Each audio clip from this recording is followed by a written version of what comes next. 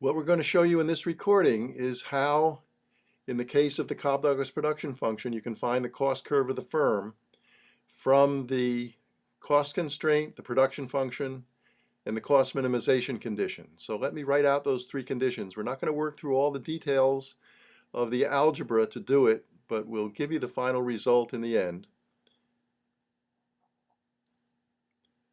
Production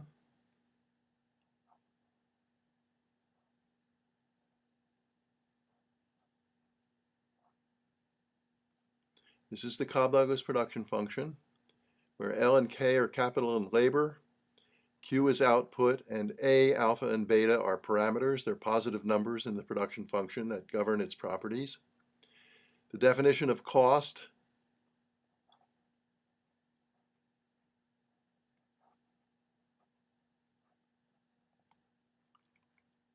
is given here, where the first term on the right-hand side of the equation is the amount spent on labor, and the second term is the amount spent on capital. And then we have the cost minimization rule. We've written it a little bit differently. L is equal to alpha over beta times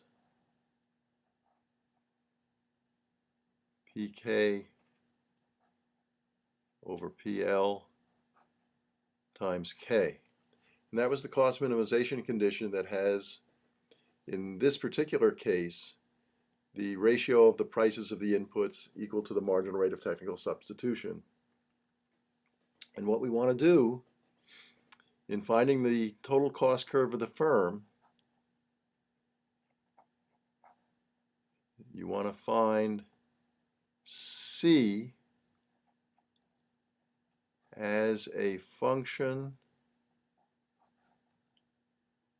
of PL, the price of labor,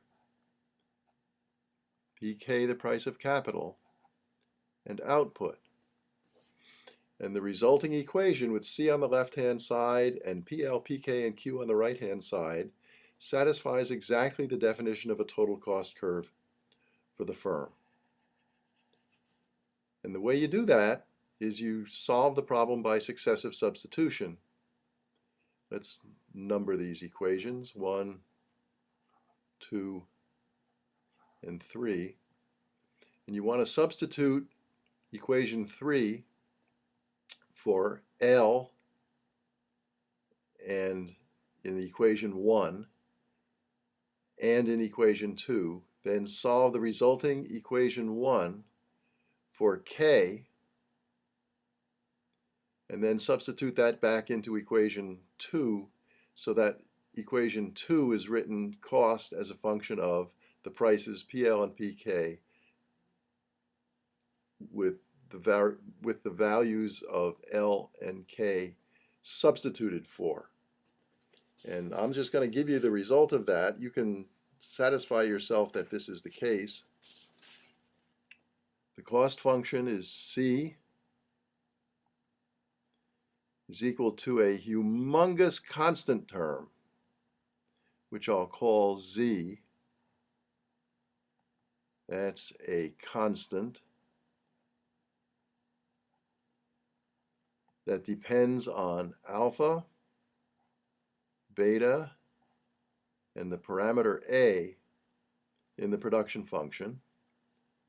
And then we have output raised to the 1 over alpha plus beta power.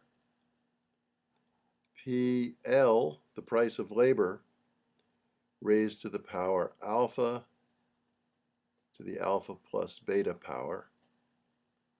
And the price of capital raised to the beta over alpha plus beta power.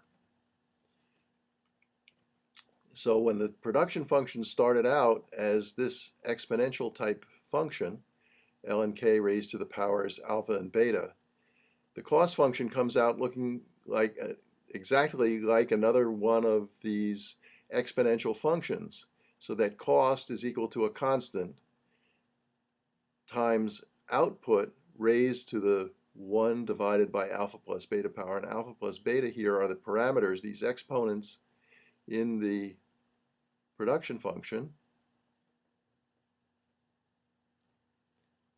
And the exponents on PL and PK look pretty much the same, except that in the case of labor, we have alpha over alpha plus beta. In the case of price of capital, we have beta over alpha plus beta. So increases in output mean increases in cost because alpha and beta are both positive. Increases in the price of labor raise costs.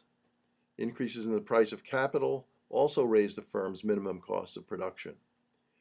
So what's true in the cost function is that costs depend on output in a cost minimizing way, and also depend on the prices of the inputs of production and the parameters of the production function, which is exactly what we gave you as a fact to be held dear when you were taught principles of microeconomics, that is, that the firm's cost depended on output, input prices, and the technology of production.